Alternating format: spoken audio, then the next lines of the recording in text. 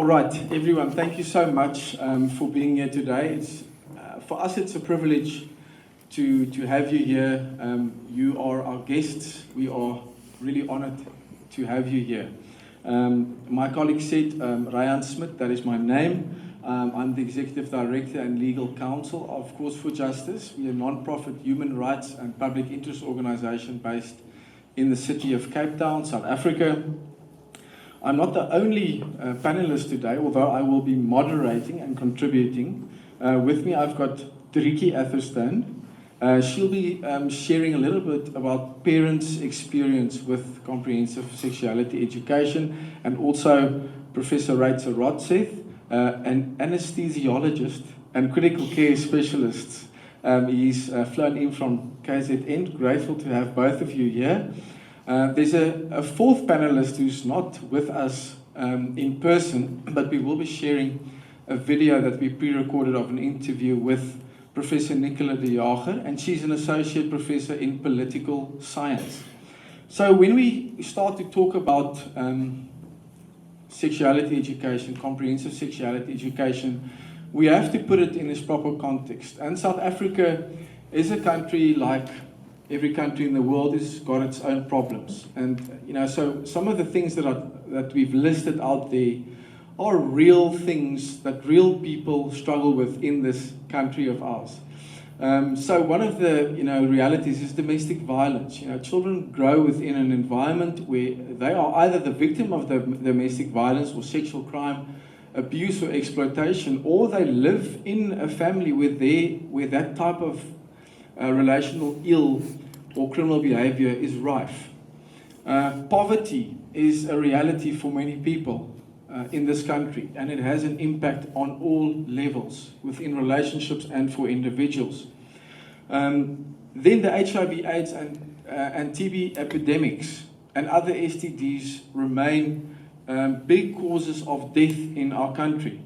In the recent past, obviously the coronavirus pandemic has exacerbated existing vulnerabilities exceedingly, and none more so than school-based education, which is something that's taken an incredible knock. Parents will know this. Teenage pregnancies has always been high in this country, but in the last year, under the pandemic, it has gone through the roof. This is our reality. Then in the last instance, we've got many broken families. Children grow up without one or both their parents. And apart from that, many families that are together are very dysfunctional. Parents are uninvolved or they're absent. There's neglect in homes. There's lack of parenting, lack of love, lack of discipline. So this is the reality that many children, families, and communities have to deal with on a daily basis. So values-based education, speaking to children about their values, about identity, self-esteem, about concern and respect for others, taking responsibility for your actions, etc., is a thing that can play a major role in addressing some of these ills. This we all know. So we want to address these ills. We want to address these deficits we have around people's social circumstances, about health, about economic circumstances. And education can play a major role. But part of the problem when it comes to sexuality education is that parents are not fulfilling the role of educator, trainer, guider for their kids. So this is the reality of kids. Where do they turn when they have questions? Where are the answers? So I say here that as long as parents and guardians are not fulfilling their role of training and guiding children, these societal ills will remain, and they are likely to worsen. So that's again part of the context. What we know for certain is that children will receive messages and instruction about sex and sexuality from somewhere. Okay, so they will either get it from their peers, they will get it from the internet, they will get it from popular media, from social media, and hopefully they will not get it from a sexual predator in the first instance.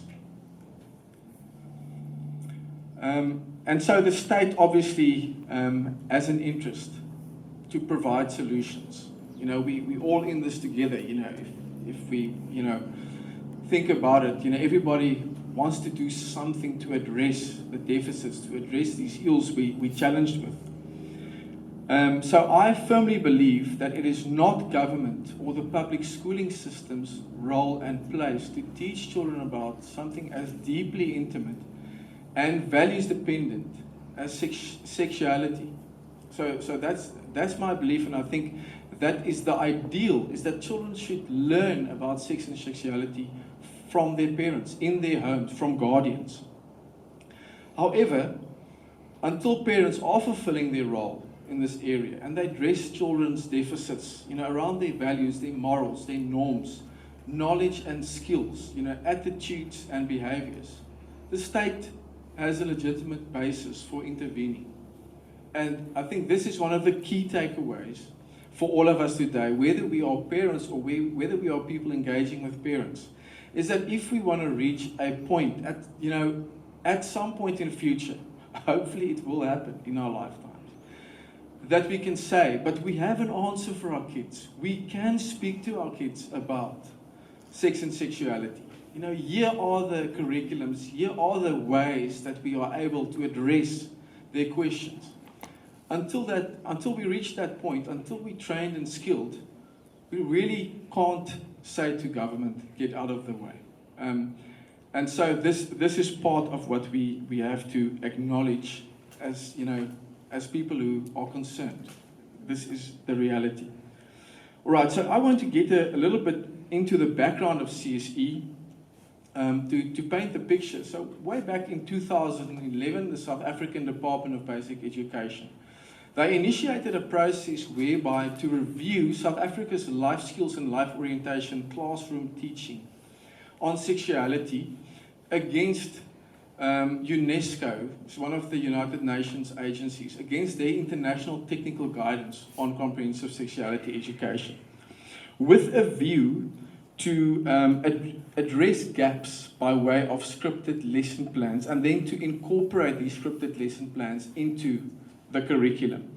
So this is sort of the start of what we know today as comprehensive sexuality education, scripted lesson plans, although sexuality education has been part of the life orientation school curriculum since 2000. So it's been there in some guise for much longer. So the lesson plans for grades 4 and 12 have been completed. They're currently being rolled out into South African public schools for grade R2-3.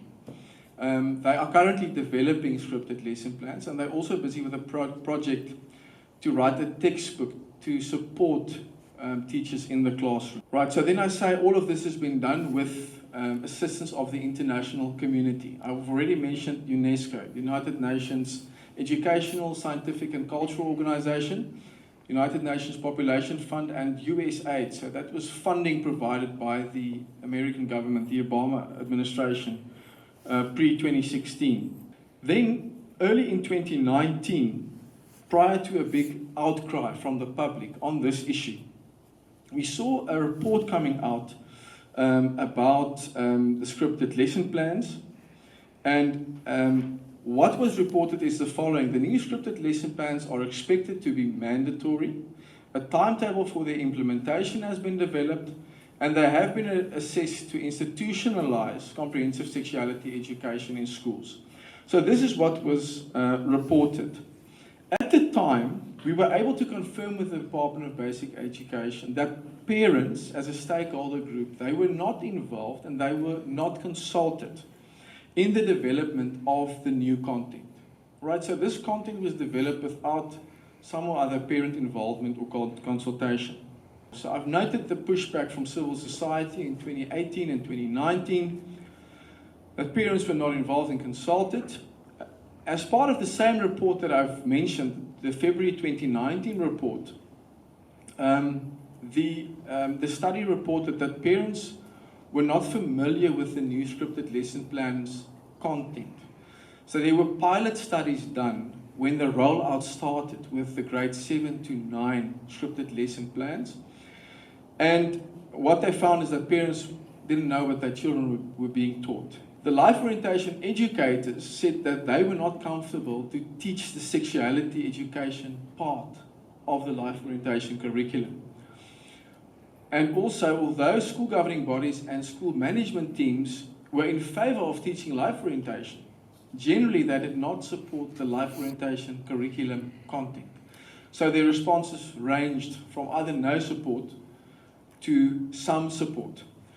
I'm putting up 2 URLs to articles that we've written over the past 2 years. In 2019, we did a knowledge baseline article where we did the research. So, what was the background to where we, to how we got where we were. And then we also updated that in March of last year. So if you wanted to take a picture or something, we would also be able to share this with you afterwards. I want to quickly note something about the Cse content. So I noted that the scripted lesson plans for grades 7 to 9 were rolled out first in public schools. And there are, like most things in life, there are positives and negatives. So some of the positives to come out of these 3 groups or grades as scripted lesson plans includes things like goal setting, valuing yourself and others, assertive communication, knowledge about HIV, AIDS, and other sexually transmitted diseases, healthy and unhealthy relational messaging, boundaries, knowledge about readiness for parenthood, what is consent, and also talking about controlling relationships. So there are most definitely positives, and that is something that has to be said if we are to be fair. There are also a lot of concerning things, and if I had to touch on a couple of things, again from these 3 grades, children are being taught, what is the difference between gender and sex, taught about, sexual orientation, some of the things that children would not necessarily have heard of before. They taught about things like, sorry to mention this, but this is unfortunately what we see. They're talking about anal sex, and things like that, not as a warning, but as something that is normative in some relationships, without proper warnings about the risks associated with such activity. There's talk about sexual rights and responsibilities. Children hear about their sensuality, sexual and reproductive health, gender identity, transgenderism. They are told that a person can change their biological sex through reassignment surgery so that their biological sex can then correspond to their gender identity. They're also told that traditional and religious beliefs about sex and sexuality, which portray sex as sinful, are stigmatizing and discriminatory. So there's a message there about the way that certain people look at this may be based in their beliefs, that in itself is stigmatizing and discriminatory. They taught about the use of lubrication to increase sexual pleasure and sensation. Obviously about contraception, speaking about condom use. They've got a live presentation in class about how to use a male condom.